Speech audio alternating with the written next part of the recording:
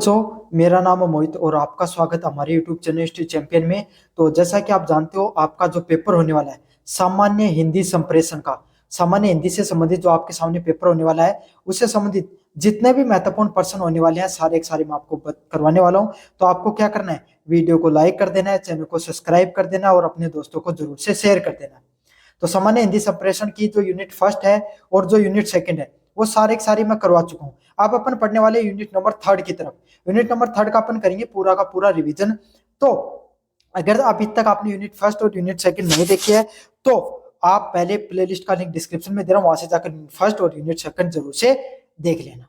साथ के साथ जो ये पीडीएफ जो मैं पढ़ाऊंगा ये टेलीग्राम चैनल पे मिल जाएगी। टेलीग्राम चैनल का लिंक डिस्क्रिप्शन में दे रखा है, वहां से जाकर जरूर से पढ़ लेना इस पीडीएफ को भी। और 90% 90% आप बच्चे हो वो वीडियो देख लेते हो, चैनल को सब्सक्राइब नहीं करते हो। अपने को 16,000 सब्सक्राइबरों तक पहुंचना है, तो जल्दी से जल्दी चैनल को सब्सक्राइब कर दो ताकि 16,000 सब्सक्राइबरों तक अपन पहुंच जाएं जल्दी से जल्दी।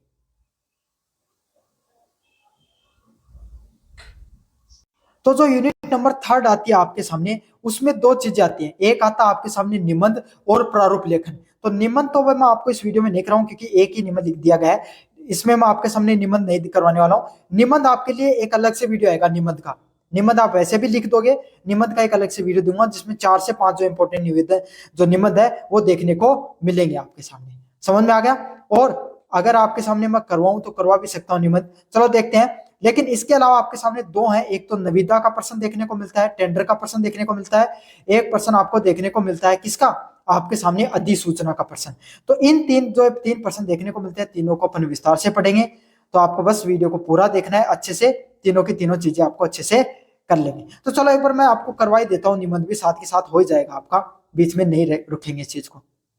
पहला है जो निबंध है वो किसका, पर्यावरण संरक्षण की आवश्यकता से संबंधित। भाई इन्वायरमेंट है, पर्यावरण संरक्षण की इस समय आपको पता है सब जरूरत है, तो पर्यावरण संरक्षण से संबंधित आपके सामने सारी चीजों को अपन समझने वाले हैं। पर्यावरण संरक्षण पर निबंध किस प्रकार से लिखा जाता है, तो निबंध लिखने का पूरा प्रारूप है वो आपको पता चल जाएगा यहाँ से। पर्यावरण संरक्षण से सभी चीजों को पढ़ेंगे। पर्यावरण संरक्षण होता क्या है? पर्यावरण हमारी पृथ्वी के समस्त प्राकृतिक घटक। तो देखो आपको लिखने का ना, जो निबंध लिखने के अलग अलग तरीके होते हैं। एक सबसे जरूरी चीज है, निबंध तो आप कहीं से भी पढ़ के लिख भी दोगे वैसे, लेकिन निबंध को लिखो ना तब आपको क्या करना है, अलग अलग पॉइंटों में लिखना है। सबसे पहले आपको बताना है कि भाई पर्यावरण क्या है, संरक्षण संरक्षण कैसे करना चाहिए, अलग अलग बिंदुवार लिखना। जितना बिंदुवार लिखोगे, जितना पैसेज वाइज लिखोगे, आपके सामने उतना ज्यादा नंबर मिलेंगे। काफी बच्चे एक साथ सारी सारी राम कहानी लिख देते हैं, ना ना ऐसे नहीं करना आपको बिल्कुल भी। समझ में आ गया? और अंतिम में आपको निष्कर्ष लिखना होता है, बस इतना ध्यान रख लेना। सारा निबंध पैराग्राफ ही लिखना है और अंतिम में निष्कर्ष लिखना ना बोलना, बस नंबर मिल जाएंगे आपको अच्छे से। पर्यावरण जिसमें अंतर पृथ्वी और के समस्त घटक, वायु, जल, भूमि, वनस्पति, जीव जंतु शामिल हैं, वही हमारे जीवन के तरह। देखो पर्यावरण क्या होता है, हमारे आसपास जो चीजें देखने को मिलती हैं, जिसमें वायु हो गया, जल हो गया, वनस्पति हो गई, जीव जंतु हो गए, जो भी चीजें हमारे आसपास देखने को मिलती हैं वो सब किसके हिस्सा होती हैं, पर्यावरण का हिस्सा होती हैं वो सारी की सारी चीजें।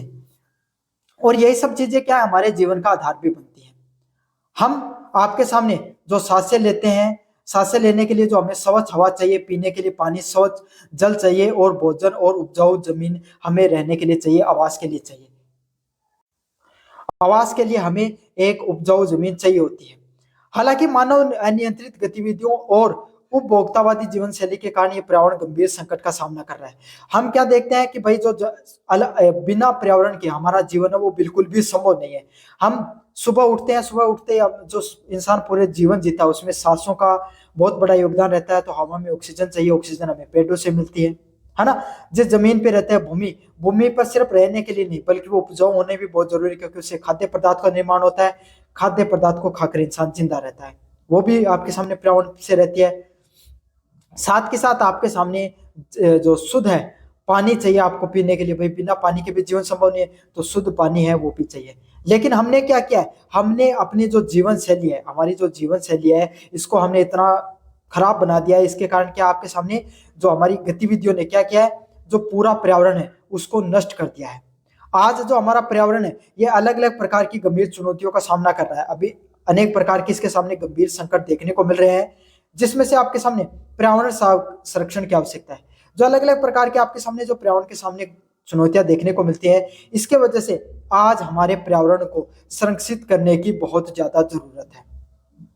पर्यावरण संरक्षण की आवश्यकता केवल एक नैतिक दायित्व नहीं है। अगर हम पर विस्तार से पढ़े तो पर्यावरण संरक्षण का अर्थ पर्यावरण को बचाना सिर्फ हमारा दायित्व इसलिए नहीं है क्योंकि हमें अपना जीवन जीना है, बल्कि हमें अपने लिए ही पर्यावरण को बचाना आवश्यक नहीं है, आने वाली जो पीढ़ियां हैं उसके लिए पर्यावरण को बचाना जरूरी है। अगर आने वाली पीढ़ियों के लिए अगर हम पर्यावरण को बचा कर रखेंगे तो उनके लिए वो क्या होगा, वो भी अपना स्वच्छ और एक सही जीवन जिएंगे। जैसे कि अब दिल्ली है, दिल्ली जैसी जगह में आपके सामने हर वो संभव सुविधा मिलती है, लेकिन वहां पे स्वस्थ वायु नहीं तो अलग प्रकार की जो वायु से संबंधित समस्याएं देखने को मिलती है। तो क्या वो जीवन आपके सामने कोई सार्थक जीवन हुआ? कोई महत्व नहीं है उस जीवन का आपके सामने। क्यों? क्योंकि जीवन में सब कुछ है, लेकिन आपके सामने क्या नहीं है? स्वास्थ्य ही सही नहीं है, और स्वास्थ्य नहीं है तो कितनी भी सुविधा हो कोई महत्व नहीं है। तो स्वच्छ जीवन होने के लिए स्वस्थ स्वास्थ्य का होना जरूरी है, और स्वास्थ्य सही कब होगा? जब आपका वातावरण है वो अच्छा होगा। सबसे पहले जलवायु परिवर्तन पर्यावरण के समक्ष सबसे बड़ी चुनौतियां। अलग अलग प्रकार की जो पर्यावरण के सामने चुनौतियां हैं, जिसमें से आपके सामने सबसे बड़ी चुनौतियां कौन सी है? जलवायु में परिवर्तन। जो आपके सामने जो आप जलवायु है, जो हमारी वातावरण है, उसमें जो परिवर्तन देखने को मिल रहा है, ये सबसे बड़ी चुनौतियों में से एक है। जिसमें से जीवाश्म ईंधनों की अत्यधिक उपयोग से ग्रीन हाउस गैसों का उत्सर्जन बढ़ा है। जहां पर क्या देखने को मिलता है आपके सामने? जो जीवाश्म ईंधन है, जो फोसिल फ्यूल है, जो आपका गाड़ी चलाते हो तो आपके सामने कोयला, जो पेट्रोलियम चाहिए, लाइट चलती है वो कोयले से बनती है, घर पे गैस चूल्हा चलाते हो वो प्राकृतिक गैस होती है। तो इसके वजह से जो जीवाश्म ईंधन के अत्यधिक उपयोग से ग्रीन हाउस गैस है, वो ग्रीन हाउस गैस क्या कौन सी होती है? CO2, NO2, SO2, ये सब ग्रीन हाउस गैसें होती हैं। इनका उत्सर्जन बढ़ा है, जिससे पृथ्वी का तापमान भी क्या है? बढ़ गया है। पृथ्वी का तापमान बढ़ा है तो इससे क्या होता है आपके सामने? बिना जो असमय के ग्लेशियर पिघल जाते हैं और समुद्र का जलस्तर बढ़ जाता है। पर क्या देखने को मिलता है? ग्लेशियर पिघल रहे हैं और जो समुद्र का जो जलस्तर है वो बढ़ रहा है। अब आप कहोगे कि समुद्र के जलस्तर बढ़ने से हमें क्या नुकसान है? तो आपको कोई नुकसान नहीं है, क्योंकि आप हम राजस्थान में रहते हैं और राजस्थान के लोग लगभग आपके सामने समुद्र से बहुत अधिक दूरी पे है। लेकिन सोचे उन लोगों के जो द्वीपों में रहते हैं और जिनके आसपास पानी है। समझ में आ गया? बहुत से ऐसे द्वीप है जो इस समय डूब चुके हैं, क्योंकि समुद्र का जल स्तर बढ़ रहा है, और आने वाले समय में और भी ज्यादा आपके सामने जो द्वीप है वो डूब जाएंगे। साथ के साथ अनेक चरम मौसमी घटनाएं देखने को मिलती हैं। अलग अलग प्रकार की जो मौसम से संबंधित जो घटनाएं देखने को मिलती हैं, जिसमें बाढ़, सूखा, तूफान जैसी अत्यधिक तीव्र घटनाएं बार बार हो रही हैं। जहाँ पर क्या देखने को मिलता है? अलग अलग प्रकार की जो चरम मौसमी घटनाएं होती हैं, वो जैसे बाढ़ हो गया, तूफान हो गया, सूखा हो गया, इन जैसी जो चरम की घटनाएं हैं वो बार बार देखने को मिल रही है। ये जो परिवर्तन जो हमारे वातावरण में देखने को मिल रहे हैं, इनका सीधा का सीधा असर कृषि पर पड़ता है, जल संसाधन व मानव बस्तियों पर पड़ता है। क्या देखने को मिलता है? जो कृषि होती है, जो जमीन पे कृषि है, उस पे इसका सीधा प्रभाव देखने को मिलता है। जल संसाधन व मानव बस्तियों पर सीधा का सीधा प्रभाव है वो आपके सामने देखने को पड़ता है। क्या होता है भाई? बेसमय की बारिश हो रही है तो फसल, अगर आप फसल उगाई थी वो उसका कोई महत्व नहीं रह गया है। जल संसाधन आपके सामने वो नहीं, और मानव बस्तियों को भी विस्थापित होना पड़ता है। तो इन सब चीजों पर अगर आप अपने नियंत्रण नहीं कर पाए तो आपको सभी चीजें क्या, जीवन अस्त व्यस्त हो जाएगा। तो इस तरीके से आपको करना होता है पूरा का पूरा। और अंत में मैं आपको निष्कर्ष और बता देता हूँ, वरना तो वीडियो बहुत ज्यादा लंबा हो जाएगा, जिसका कोई मतलब नहीं है। एक आपके सामने अलग से वीडियो देखने को भी मिलेगा ही। निष्कर्ष की बात करें, पर्यावरण संरक्षण आज सबसे बड़ी चुनौती है। अगर हम बात करें पर्यावरण के संरक्षण की, पर्यावरण संरक्षण करना बहुत जरूरी है, क्योंकि आज के समय हमारे सामने अनेक चुनौतियां, उसमें से सबसे बड़ी चुनौती क्या है? पर्यावरण संरक्षण है। क्योंकि सीधे तौर पर मानव जाति के भविष्य का सवाल हो रही है। किस चीज से जुड़ी हुई है आपके सामने? मानव जाति है, उसके जो भविष्य से जुड़ी हुई है। अगर हमने क्या नहीं किया, अगर हमने अपने वातावरण को नहीं बचाया, अगर हमने अपने इन्वायरमेंट को नहीं बचाया, तो आज नहीं तो कल हम अपना जो वास्तविक स्वरूप है, जो पृथ्वी है, इसको हम नष्ट कर देंगे। अगर हम जागरूक नहीं हुए, हमने अपनी जीवन शैली में सकारात्मक बदलाव नहीं लेकर, अगर हमने बदलाव नहीं किया सकारात्मक रूप से, तो इसके बहुत गंभीर परिणाम देखने को मिलते हैं। हमें समझना होगा कि पृथ्वी हमारी धरोहर है, बल्कि इसे आने वाली पीढ़ियों के लिए अमानत भी है। वे पीढ़ी सिर्फ हमारे लिए, ये जो पृथ्वी है, ये सिर्फ हम ही इस पे नहीं रहेंगे, आने वाली पीढ़ियां भी रहेंगी। तो उनके लिए भी हमें इस पृथ्वी को बचाना बहुत ज्यादा जरूरी है। जिसे हम सुरक्षित व स्वस्थ रहें, और जो अपना जीवन है इसको हम सुरक्षित और स्वस्थ बनाए, इस तरीके से इस जीवन को जिए। प्रकृति का सम्मान करना, प्रकृति का रक्षा करना, यही हमारा मूल मंत्र है। समझ में आ गया? तो देखो, सबसे पहले मैं आपको एक बार बता देता हूं, जब भी आप कोई भी निबंध को शुरू करो, तो बस 1 मिनट और एक्स्ट्रा लूंगा। तो निबंध में आपको सबसे पहले जिस टॉपिक पे है, टीवी पे है तो टीवी के बारे में लिखना है, फिर उसके फायदे व नुकसान लिखने होते हैं, और अंत में निष्कर्ष देना होता है, जहां पर फायदे व नुकसान को एक जगह कर देना होता है। उसी तरीके से अगर आप कोई भी निबंध लिखो, उसमें शुरुआती रूप से उसकी परिभाषा बताओ जिस टॉपिक पे है, फिर उसके फायदे नुकसान है उसके ऊपर और डिटेल से करते हुए निष्कर्ष की तरफ आपको बढ़ना होता है। समझ में आ गया? मुझे उम्मीद आपको अच्छे से सारी चीजें समझ में आ गई होंगी। अब अपन बढ़ेंगे जो अगला इंपॉर्टेंट टॉपिक आपके सामने कि कौन सा, निविदा का या टेंडर का, जिसके ऊपर अपन विस्तार से पढ़ेंगे कि निविदा व टेंडर को किस तरीके से लिखा जाता है, आपको किस तरीके से करके आना है। आपके लिए काफी ज्यादा महत्वपूर्ण प्रश्न है, निविदा व टेंडर का प्रश्न देखने को जरूर से मिलने वाला है आपको। समझ में आ गया आपको? तो आपको किस चीज पे लिखना है टेंडर वाला प्रश्न आपके सामने, कॉलेज पुस्तकालय हेतु कंप्यूटर करने के लिए निविदा आमंत्रण, निविदा लिखनी आपको। निविदा होती है कि आपके सामने, जैसे आपको कॉलेज है, आपको कॉलेज में क्या करना है, कंप्यूटर की खरीदारी करनी है। समझ में आ गया आपके सामने?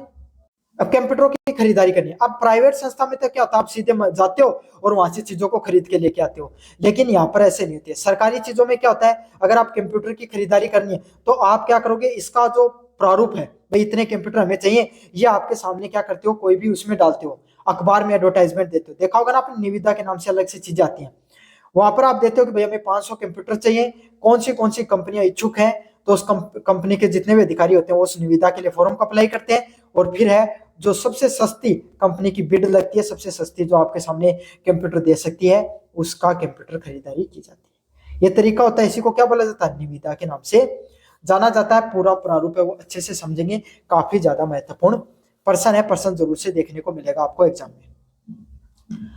अब निविदा आपके सामने किससे संबंधित है, कॉलेज से संबंधित है, तो कॉलेज के बारे में लिखेंगे। अगर और कोई संस्था से संबंधित हो तो संस्था का नाम लिखना है।